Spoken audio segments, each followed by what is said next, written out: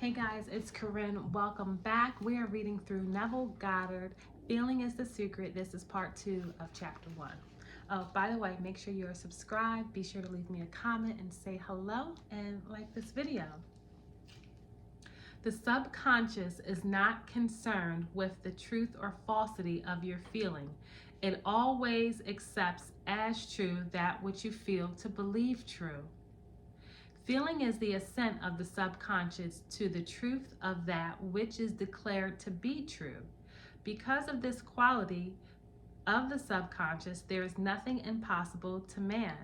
Whatever the mind of a man can conceive and feel as true, the subconscious can and must objectify. Your feelings create the pattern from which your world is fashioned, and a change in feeling is a change in pattern. The subconscious never fails to express that which has been impressed upon it. The moment it receives an impression, it begins to work out the ways of its expression. It accepts the feeling impressed upon it, your feeling, as a fact within itself, and immediately sets out to produce in the outer or objective world the exact likeness of that feeling. The subconscious never alters the accepted beliefs of man. It outpictures them to the last detail, whether or not they are beneficial.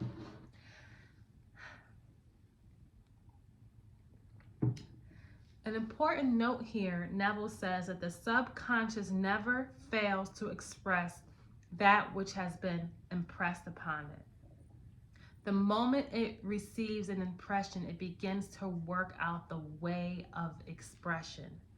It accepts your feelings impressed upon it, your feelings as a fact with existing within itself. So it accepts our feelings as a fact existing within itself and immediately produces it in the outer or the objective world. To impress the subconscious with a desirable state, you must assume the feeling that would be yours had you already realized your wish. Wow. In defining your objective, you must be concerned only with the objective itself. The manner of expression or the difficulties involved are not to be considered by you. To think feeling on any state impresses it on the subconscious. To think feeling on any state, that's powerful. That is so powerful. Therefore, if you dwell on difficulties, barriers, or delays, the subconscious, by its very non-selective nature, accepts these feelings of difficulty and obstacles as your requests and proceeds to produce them in the outside world.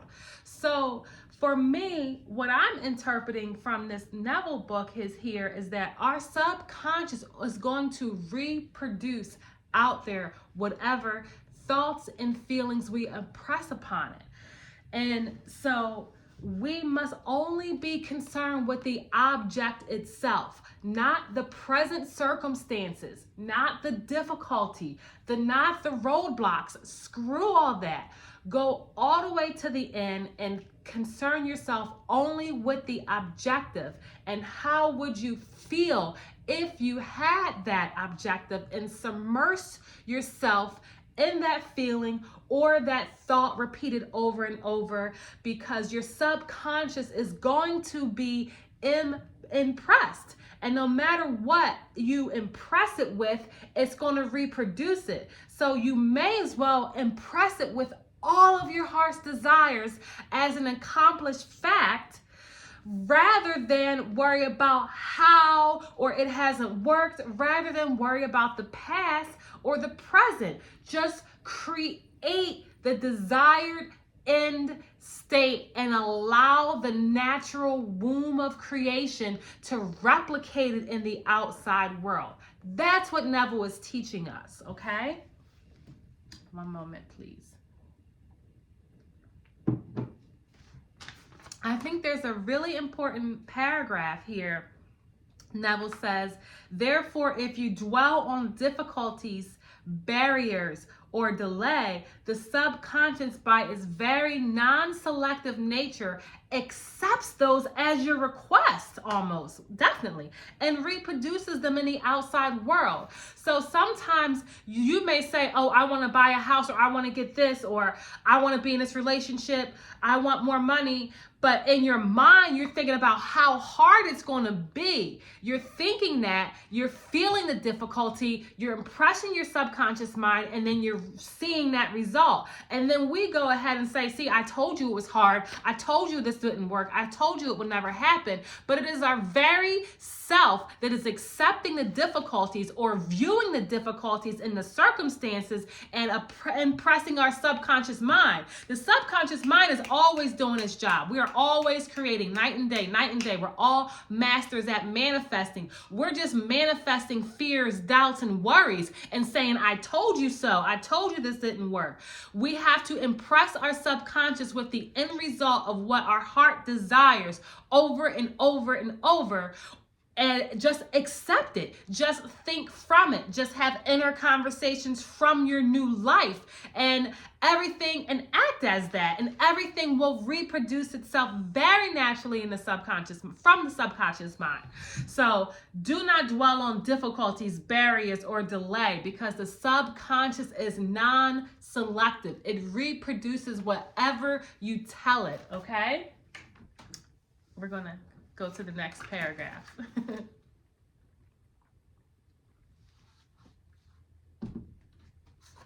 The subconscious is the womb of creation. It receives the idea unto itself through the feelings of man. It never changes the idea it received, but always gives it form.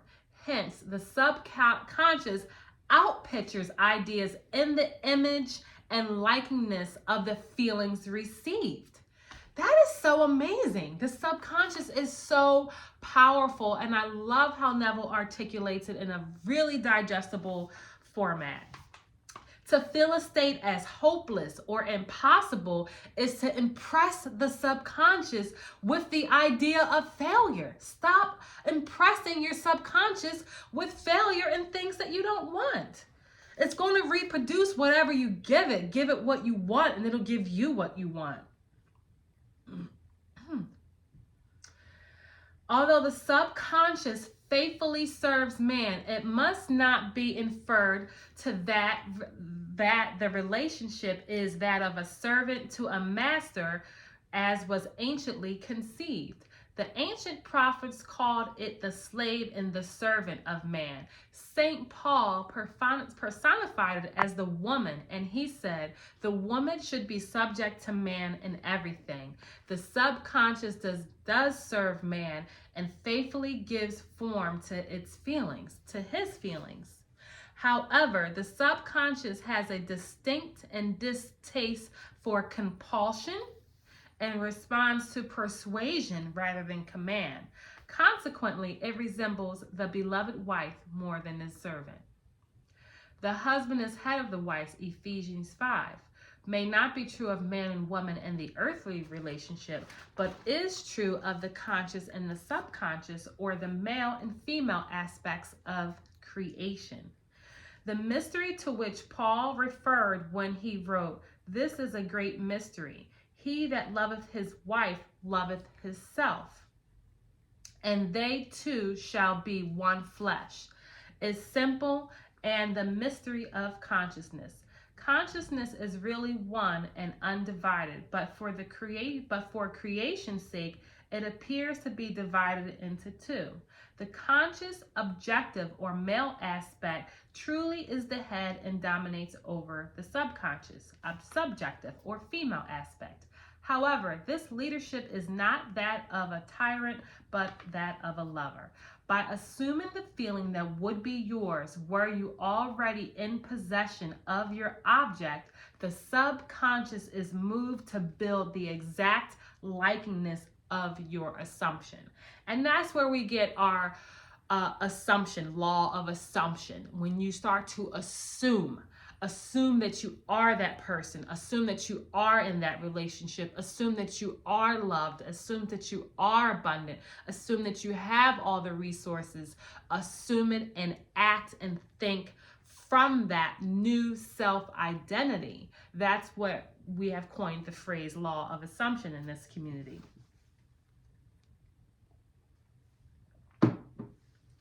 Your desires are not subconsciously accepted until you assume the feeling of their reality. For only through the feeling is an idea subconsciously accepted, and only through this subconscious acceptance is it ever expressed. Now, I will put my own little side note in here. I will say that you don't always have to feel this strong, powerful feeling. I have manifest words through affirmations.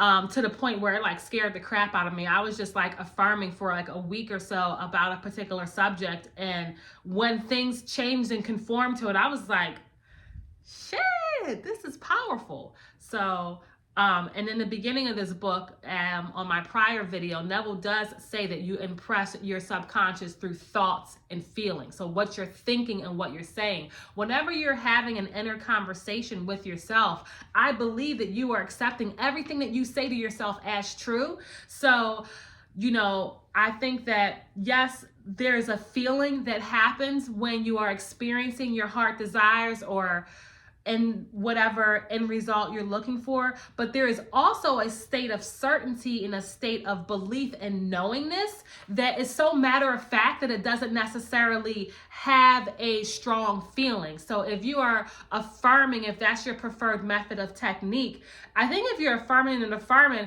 that it kind of becomes like a matter of fact, like obviously I'm rich, of course I'm abundant, of course I'm loved, obviously I'm a queen, obviously I'm beautiful, obviously people fall all over me, obviously I'm in a head over heels relationship. There's a certain knowingness about it, nonchalantness, a certain matter of factness about it that also impresses the subconscious, because what you're telling yourself, you already believe. Because, you know, if I were having a conversation with myself about, oh, I'm going to hop in my car, I'm going to go to the grocery store, I'm going to pick up some milk and some eggs, I already know what's happening. There's a certain certainty about it. So if you were having that same matter of fact conversation about your business, I love that my business is thriving. I love that I'm fully booked with all my clients. Everyone loves me. My food is so amazing. I'm constantly blowing up. You're having these conversations and you are affirming. I equate affirming and conversations and affirmations are like very fluid and all the same thing to me. They're just different ways to look at them. But anyway, if you don't get that strong, firm feeling, don't be discouraged, because you can absolutely change your state and change your reality with the thoughts that you have, with the inner conversations that you speak to yourself or to other people, with what you write down. So that's just Neville terms.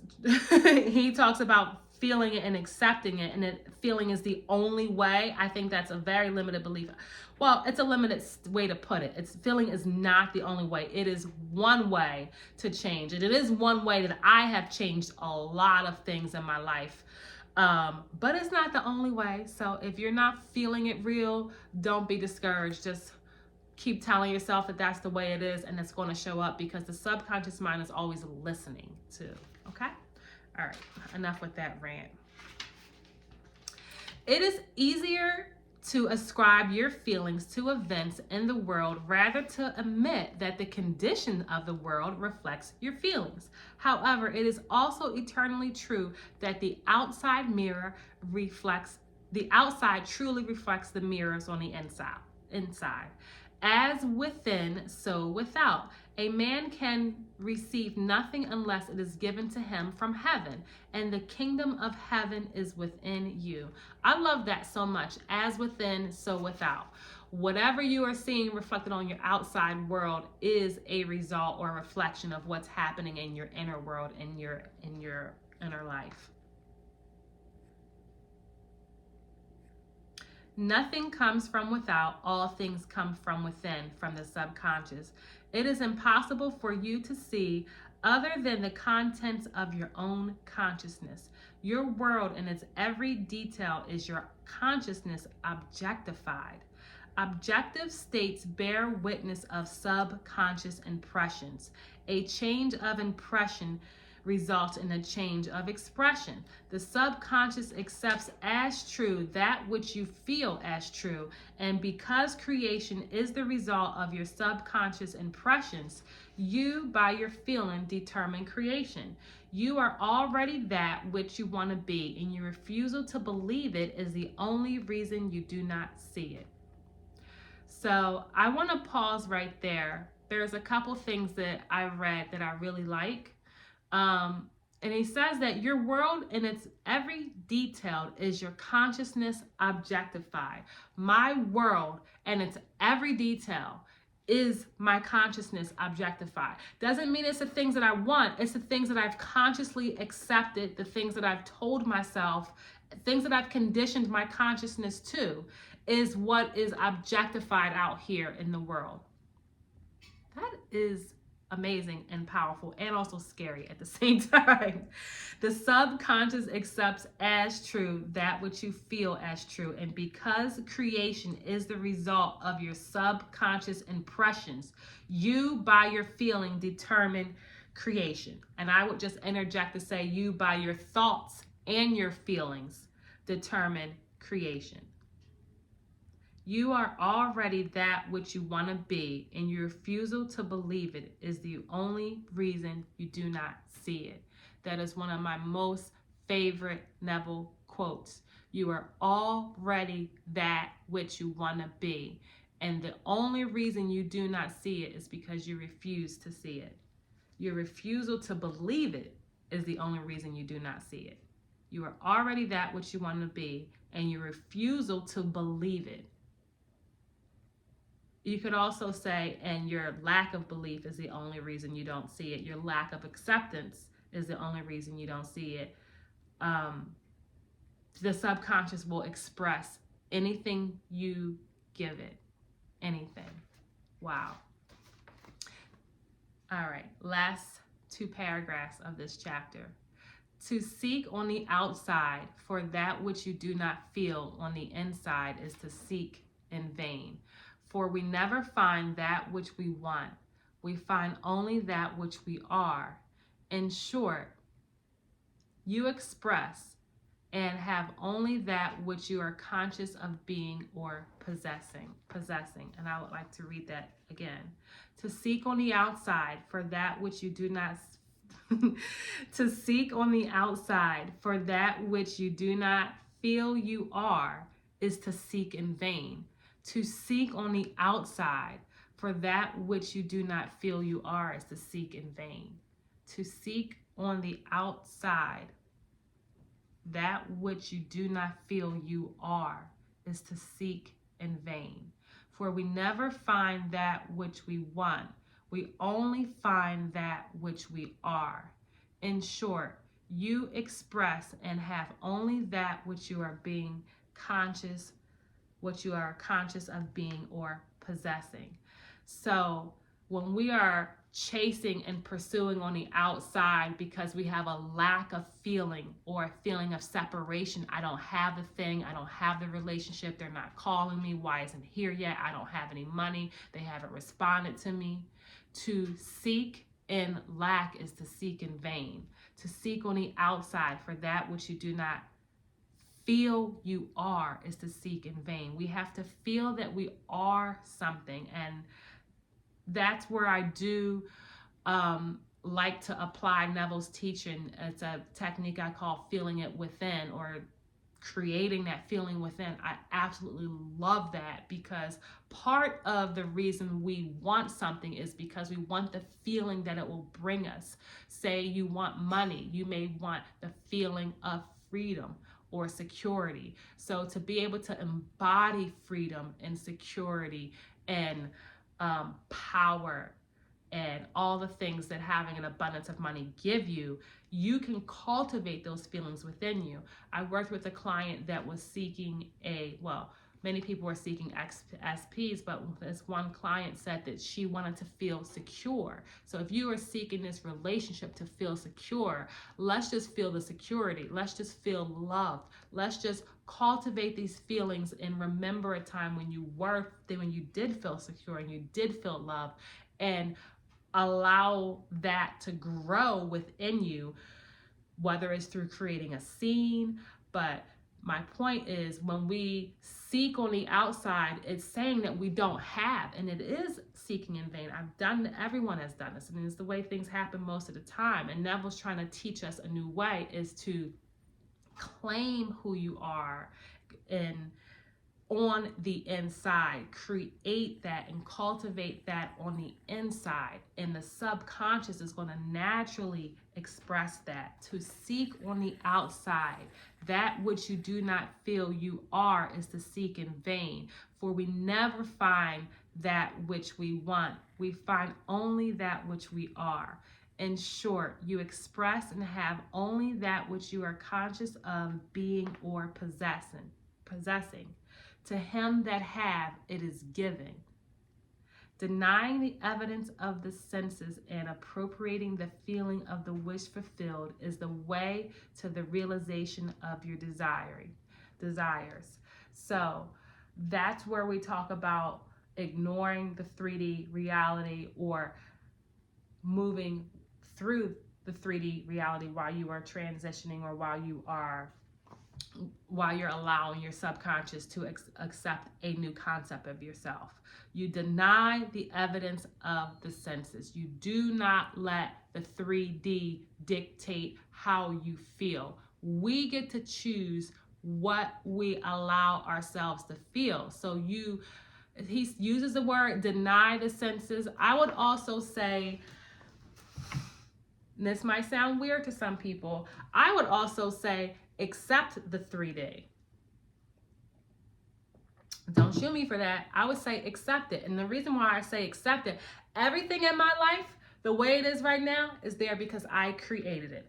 I accept it. I accept that everything's 100% the way it is. And I choose that I want to keep this part and I'm changing that. And because I decided that I am now this person, this thing in this relationship, treated this certain way, that's mine. Okay? So I accept that this is here, but now I choose something else. And I know that whatever the hell I choose is what gets reflected. So yeah, deny is one term. I like to accept myself 100% the way I am, accept people the way they're showing up, and choose whatever the fuck I want. That's the way I go about it. I accept and choose, because what I'm choosing is going to become tomorrow's reality. And yeah, it may take a day, it may take 3 days, it may take 7 days, it can take a couple weeks depending on what the heck you're doing, but don't let what's happening on the outside dictate to where your thoughts and your feelings go. Yeah, it's right there, but I'm the God of my reality and I get to have whatever I want, and this is what I want, so I am it. Make that shift of not I will be, pull it into you and say I am it. You claim it on the inside.